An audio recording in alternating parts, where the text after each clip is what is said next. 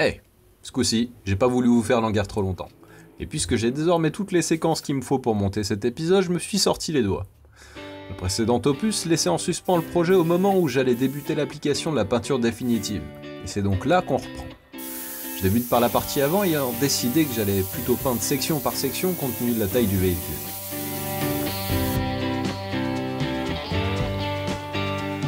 Et là vous vous demandez, mais c'est quoi cette couleur exactement ? Ah ça c'est ma spécialité. Après la MG orange, rouge, rose, voici la Caprice gris, bleu, blanc. Encore un mélange subtil et donc indéfinissable, variant selon la lumière ambiante par exemple. Et puis, selon l'humeur. Et si certains proposaient des couleurs assez sages allant jusqu'à la fantaisie d'un biton bleu et gris, d'autres s'attendaient à quelque chose de beaucoup plus voyant. Réplique de voiture de flic ou de taxi customisation à la sauce West Coast, j'avoue que l'idée de la réplique d'un taxi m'a bien tenté un moment, et puis j'ai décidé que le mieux était de donner réalité à ma propre vision de la voiture. Et si elle pourrait passer pour ultra banale dans son pays d'origine, ici on est en France, et une Caprice, quelle que soit sa couleur, ça passe pas inaperçu. Mon but n'étant pas d'attirer l'attention, mais simplement de me faire plaisir, j'ai passé de longs moments à éplucher des nuanciers avant de choisir celle-ci, Pantone 656U. Et non pas la 655 ou la 656 tout court, la 656U. C'est tout juste si on arrive à distinguer la nuance entre celle-ci et les autres, mais bon, fallait faire un choix. Confronté avec le blanc servant de base, on voit quand même ici assez nettement la différence. Et ce petit test m'a conforté dans mon choix, même si j'avoue que j'aurais bien aimé voir ce qu'un beau turquoise de la bonne époque aurait pu donner.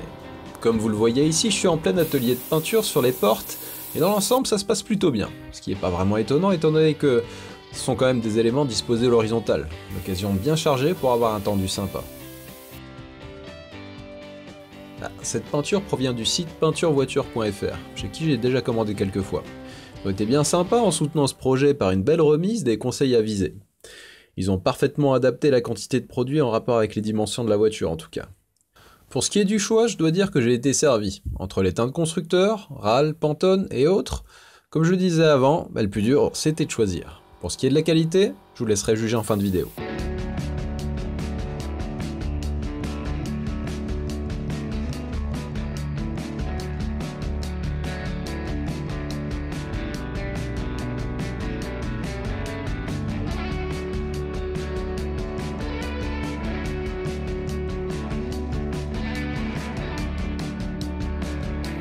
C'est pas évident de peindre en plein soleil, c'est vraiment difficile de voir l'épaisseur que j'applique. Mais c'est la rançon de l'amateurisme et ça me fera des excuses si jamais je foire.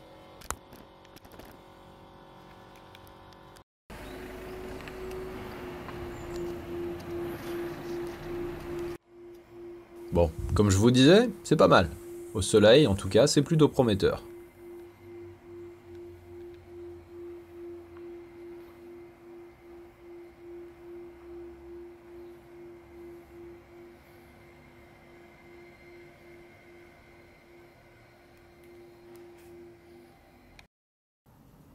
Le capot traité plus tôt, en revanche, je suis un peu déçu. J'aurais aimé avoir un beau tendu, mais c'est pas vraiment le cas, même si la brillance est acceptable. Je décide donc de poncer jusqu'à retrouver une surface parfaitement lisse et de refaire un passage. Au pire des cas, ça me laissera suffisamment d'épaisseur pour faire un pôle illustré de l'enfer. Voici le processus que j'ai adopté pour un ponçage à la main. Et je vous préviens, je le fais uniquement pour vous parce que, entre temps, je me suis outillé pour le faire à la machine et ça va nettement plus vite. Je commence par nettoyer la surface et fais en sorte de la garder bien trempée avant de commencer à poncer à la cale. J'adopte un mouvement rectiligne dans le sens de la longueur du capot. Entre chaque passe de ponçage, pour voir où j'en suis, j'essuie la section avec un essuie-glace. Ça c'est efficace. En fonction des défauts restants, je poursuis les opérations ou non. Je ponce ici au grain 320 si mes souvenirs sont bons. Si je décide de passer à un grain plus fin, je ponce perpendiculairement à l'opération précédente, ce qui permet de mieux voir si on a entièrement égalisé la surface.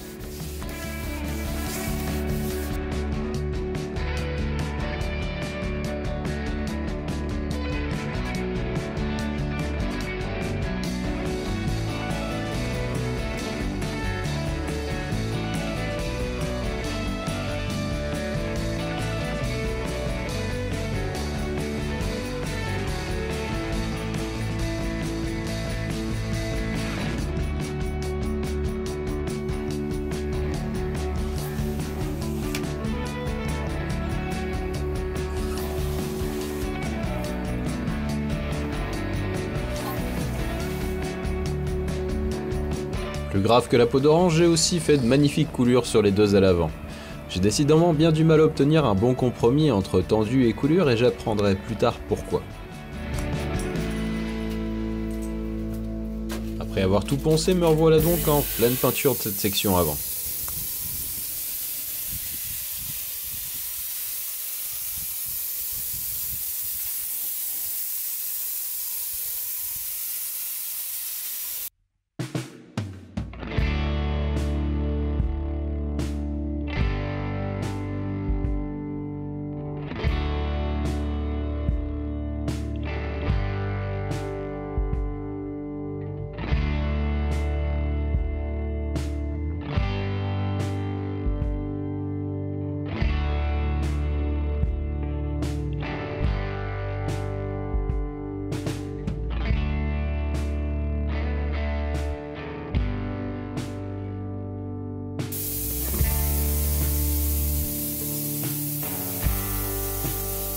Cette fois-ci, pas de coulure sur les ailes, mais le tendu est à peine meilleur que la fois d'avant.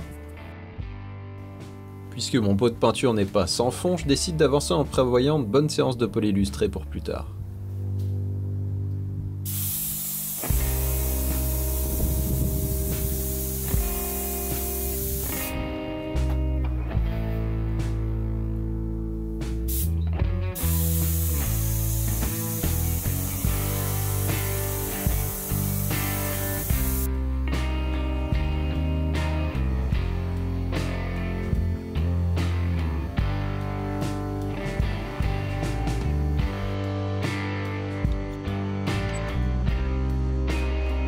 Le seul gros point critique en termes de corrosion, c'est cette traverse qui se monte devant le capot. Une réparation merdique à base de mastic alu n'a pas arrangé les choses. Il y a un beau trou et je vais donc mettre en œuvre mes immenses talents de soudure, grâce au matériel gracieusement mis à disposition par Christophe cette fois-ci encore. Rappelez-vous, ma première expérience c'était il y a quelques semaines pour le petit point de soudure sur la ligne d'échappement du M430. Je vais simplement tracer la zone à découper puis trancher 2 bouts de tôle que j'essaierai de souder au mieux pour combler entièrement le trou.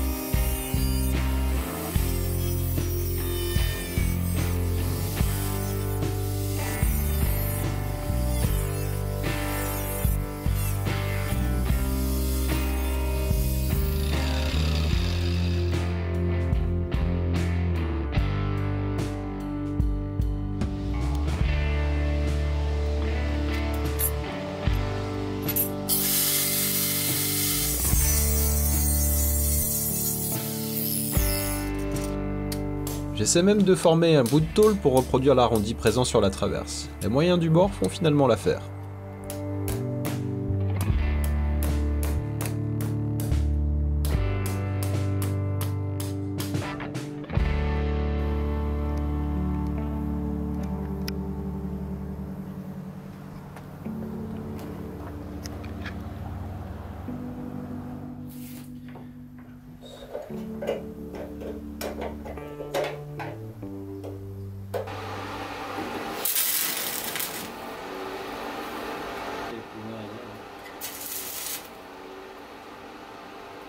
Là, on fait un trou.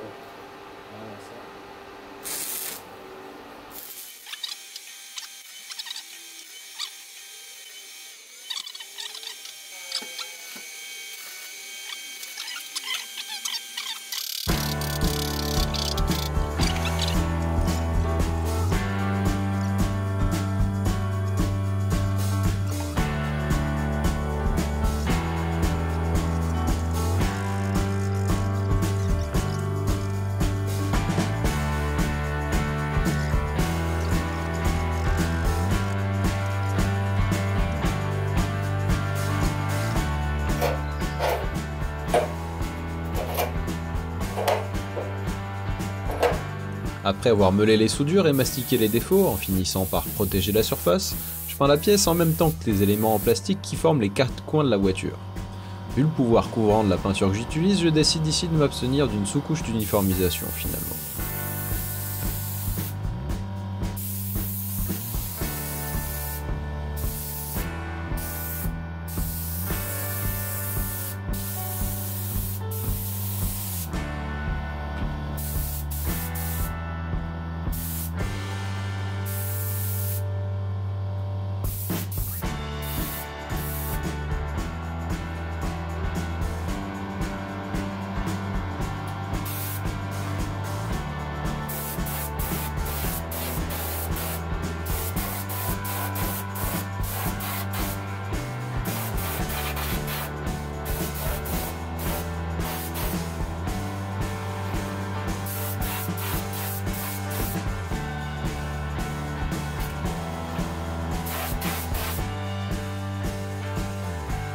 Voici les fameuses pièces en plastique. J'ai bien pu les charger, elles sont plutôt jolies à regarder. Elles m'ont surtout pris longtemps à préparer.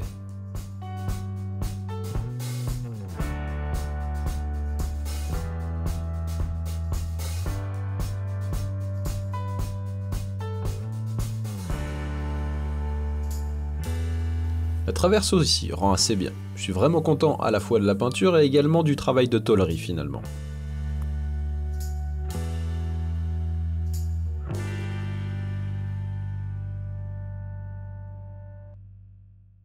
La caisse étant entièrement peinte et bien sèche, je vais pouvoir commencer le travail de remontage. Si ça m'a pris assez peu de temps finalement à tout mettre en pièces, le boulot inverse est nettement plus long. J'aurais mis plus de 2 semaines à raison de plusieurs heures par soir pour arriver à remonter l'essentiel des pièces.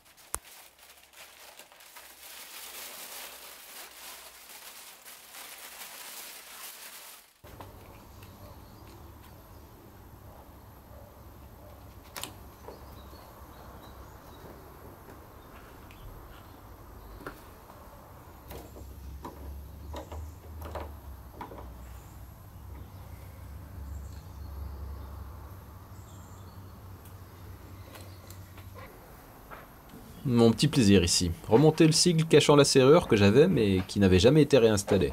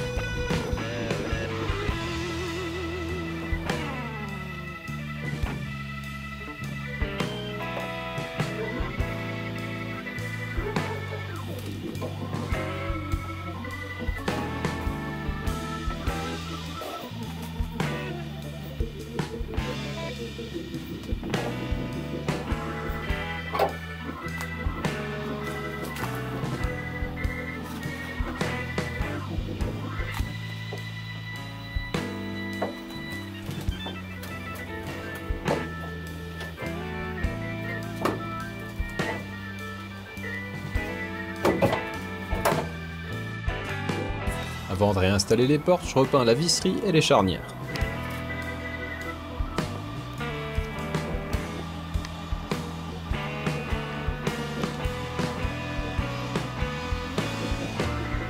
J'en profite aussi pour en mettre une couche sur la traverse arrière se montant sous les feux, que j'avais complètement oublié.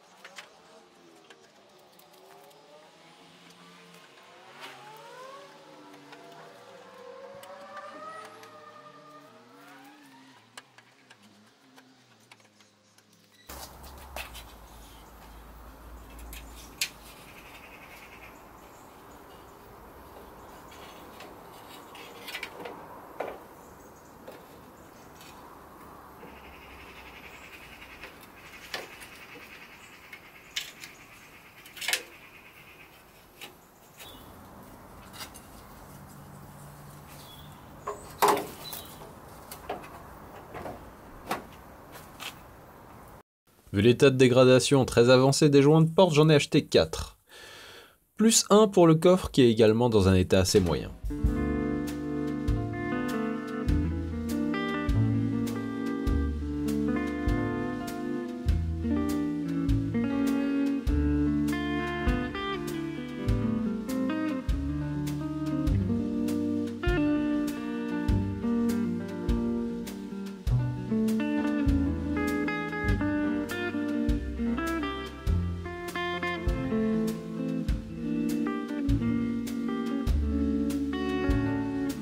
J'ai également acheté 4 poignées neuves. À 3,50$ l'unité, j'aurais eu tort de m'en priver, étant donné que celles d'origine sont bien piquées.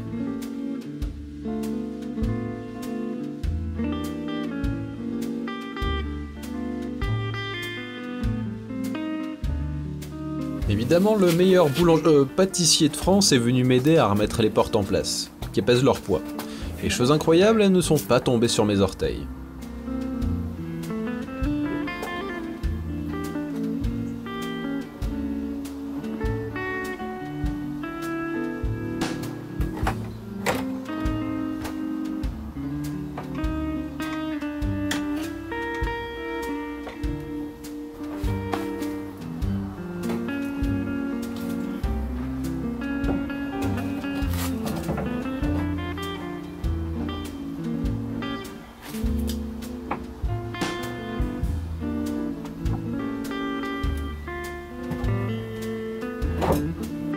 Avant de remonter les garnitures de porte, j'ai réinstallé un film d'étanchéité. J'ai découpé ça dans une vieille bâche trouée et utilise du double face que j'ai à foison.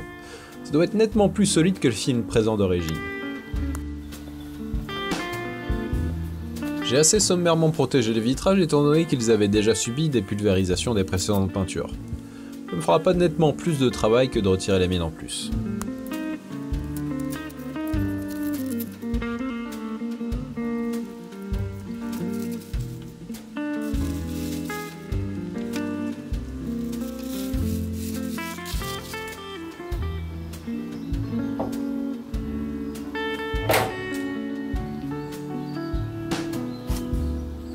Avant de réinstaller les chromes, je passe un petit coup de laine de fer pour enlever les traces de pulvérisation, encore une fois des peintures précédentes.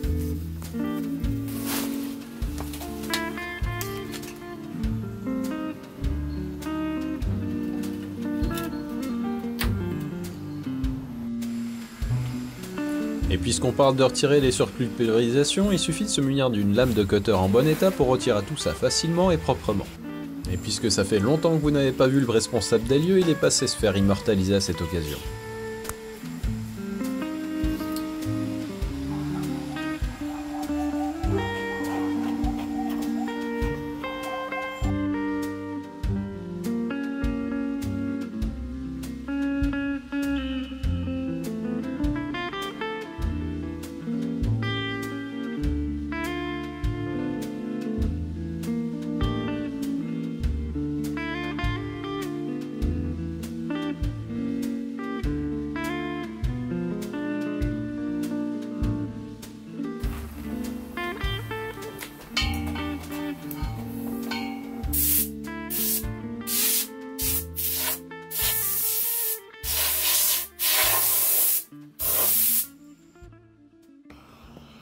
J'abrège ici le remontage qui est quasiment terminé pour vous montrer les premières séances de poli illustré. J'ai déjà traité la partie arrière du couvercle de coffre et je vais maintenant m'occuper du quart avant gauche. Je vais poncer toute la zone au 800 puis au 1200 pour finir au 2000 et enchaîner à la main au 2500 à l'eau. La suite se passe à la ponceuse orbitale munie d'un disque assez agressif et d'un produit de coating adapté. L'objectif est évidemment de retrouver une surface digne d'un miroir.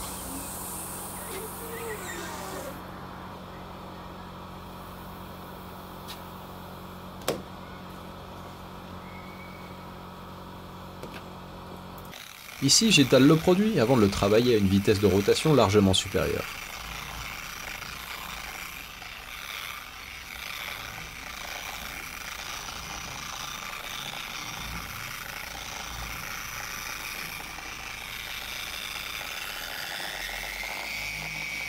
Je me suis récemment équipé de cette polisseuse orbitale qui remplace la rotative de la même marque qui est en train de doucement pousser son dernier soupir. Il faut dire qu'elle a largement dépassé les 500 heures de travail. Si vous êtes intéressé à trouver la même, je vous ai mis un lien en description.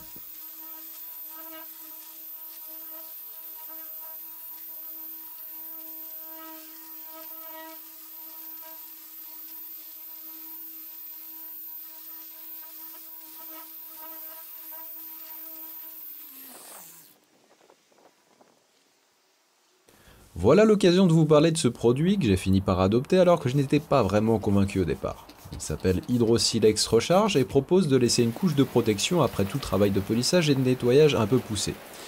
Si j'ai pu constater qu'effectivement il fait bien son job, j'ai surtout été séduit par le fait qu'il permet de repasser après une grosse passe de polissage pour retirer tous les éventuels hologrammes restants et laisser une surface impeccable. Merci au vendeur de m'en avoir envoyé un gracieusement et sans aucun engagement de ma part. Bon, ça me semble pas mal du tout, non ? On se rappelle ici qu'on parle d'une peinture en extérieur avec un ahuri manipulant un pistolet à peinture. Ah oui d'ailleurs, vous savez pourquoi je galérais à obtenir un bon rendu ? Je croyais lire 1.3 sur ma buse, ce qui est parfait pour peindre. En fait c'est 1.8 qui est écrit. Et c'est donc bon à tartiner du blackson. Voilà qui explique beaucoup de choses.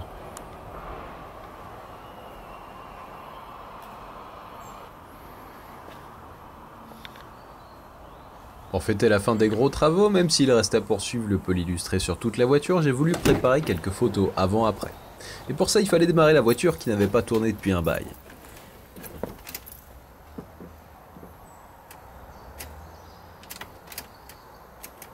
Évidemment, plus suffisamment de jus pour entraîner le démarreur. Il faut dire que j'ai passé pas mal de temps à galérer sur le fonctionnement des vitres électriques et que j'ai dû sérieusement pomper sur la batterie.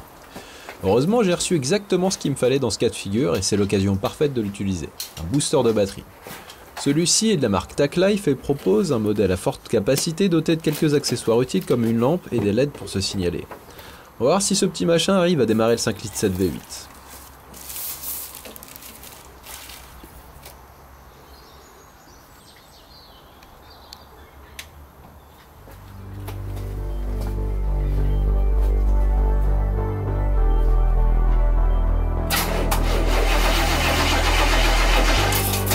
Première tentative dépasse le délai maximum autorisé par l'appareil et il coupe donc son assistance pour préserver sa batterie. La cuve du carburateur doit être vide, ce n'est pas vraiment étonnant qu'elle ne démarre pas au premier tour de clé. La seconde tentative est la bonne. Après cette démo, si vous en avez besoin, vous avez mis le lien en description de la vidéo.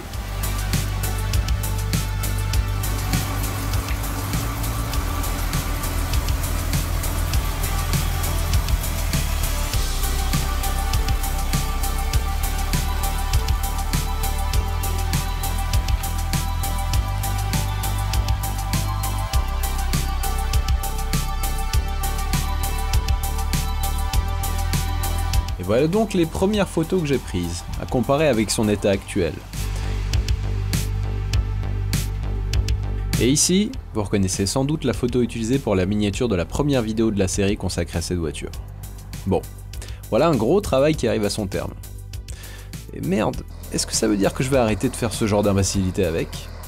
Faut voir. Allez, à bientôt !